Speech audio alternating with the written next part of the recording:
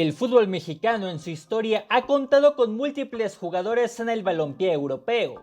Algunos entregaron muy buenos dividendos y otros más pasaron con más pena que gloria. Sin embargo, hay esos futbolistas que a pesar de que emigraron al viejo continente, son poco recordados por los fanáticos, ya sea por su paso discreto o porque realmente se perdieron en el imaginario colectivo. Por ejemplo, no todos recuerdan que Manuel Negrete, uno de los autores de los mejores goles en la historia de los mundiales, militó en un par de equipos europeos. El surgido de los Pumas de la UNAM, tras su participación en el Mundial 1986, fue fichado por el Sporting de Lisboa. Incluso se convirtió en el primer mexicano en militar en la Liga de Portugal. Durante su breve paso, jugó 16 partidos y anotó 4 tantos. Tras 6 meses en Portugal, pasó al Sporting de Gijón durante otro medio año. Sin embargo, su participación se limitó a 5 duelos. Debido a su efímero paso de un año, mucha gente no recuerda a Negrete en el fútbol europeo. Durante la década de los 80 también hubo otro jugador con un paso breve en el fútbol europeo, y se trata de José Manuel El Chepo de la Torre. El futbolista pasó en 1988 al Real Oviedo de España, proveniente de las Chivas. Curiosamente, en ese año le fue bastante bien dentro de su posición y contribuyó con 8 goles para que el equipo asturiano permaneciera en la Liga Española. Incluso le anotó al Atlético de Madrid en un tiro libre. Si bien el Oviedo tenía intenciones de adquirirlo de manera definitiva, también el Chepo había contado que Sevilla o Valencia habían mostrado interés en contratarlo. Sin embargo, al final, el Puebla se hizo del fichaje del jugador, por lo que volvió al fútbol mexicano para continuar su carrera. Aunque algunos no lo crean, Guillermo Ochoa no ha sido el único mexicano con estadía en el Standard de Lieja en Bélgica, ya que fue en la temporada 89-90, cuando el histórico goleador Carlos Hermosillo emprendió el viaje al viejo continente para ponerse la camiseta de los Rouge. Sin embargo, el paso del gigante de Cerro Azul se limitó apenas a un par de goles. Entre el despido del técnico Urban Brimes, una lesión de 6 meses y las dificultades que vivió con el nuevo estratega George Kessler y algunos compañeros, provocaron que su estancia en el Standard fuera amarga. Incluso Hermosillo comentó en una ocasión el conflicto que vivió con el arquero Gilbert Bodard, a quien le propinó un codazo para romperle la nariz.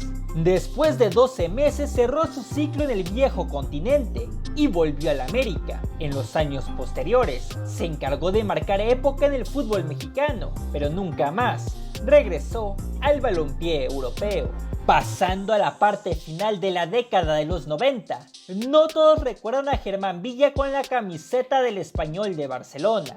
El centrocampista llegó del América al equipo comandado entonces por Marcelo Bielsa. Villa era una de las piezas más importantes del club de Cuapa y venía de ser titular durante la Copa del Mundo de Francia 98. Villa deseaba marcar época con los Periquitos y con Bielsa en el banquillo tenía altas probabilidades de jugar. Sin embargo, su paso fue bastante gris, donde en las pocas actuaciones que brindó no dejaron al club satisfecho. Por si fuera poco, el loco Bielsa renunció al Español y con la llegada de Miguel Brindisi, Villa se fue diluyendo. Con los blanquiazules apenas sumó 12 partidos en una temporada y fue expulsado en una ocasión. Desde luego el equipo no compró su pase al América y al término de la campaña 98-99 volvió al fútbol mexicano y no tuvo una nueva chance en Europa. Uno de los fichajes que más pueden considerarse como inverosímiles en la historia de los mexicanos en Europa es el de Carlos Ochoa con el Osasuna en 2002. El delantero llegó como uno de los fichajes de Javier Aguirre al cuadro de Pamplona.